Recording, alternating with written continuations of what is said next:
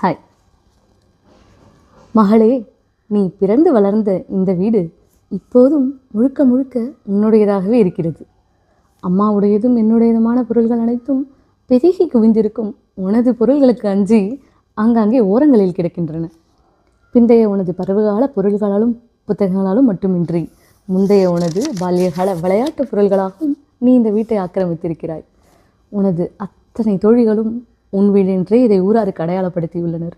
நீ இவ்வீட்டில் வாழ்ந்த காலத்தில், ஐயா இப்போ நான் எங்கள் வீட்டில் தான் இருக்கேன், சினுங்களா யாரிடமாவது சொல்வாய். எங்கள் வீட்டுக்கு வாயேன், வாஞ்சையோடு யாரையாவது அழைப்பாய். ஐயோ நேரமாச்சு, எங்கள் வீட்டுக்கு போகணும் எங்கிருந்தேனும் பதட்டத்தோடு புறப்படுவாய். உன் பொருட்டு ஒளித்து அடங்கிய கெட்டி மேளத்திற்கு பிறகு மாமியார் வீட்டிலேருந்து இப்போ எங்கள் அம்மா வீட்டுக்கு வந்திருக்கேன் என்று யாரிடமோ சொல்லி கொண்டிருக்கிறாய். உனக்கென்று ஒரு வீடற்றவளாக. மகளிருந்த வீடு, ஜெயபாஸ்கரன்.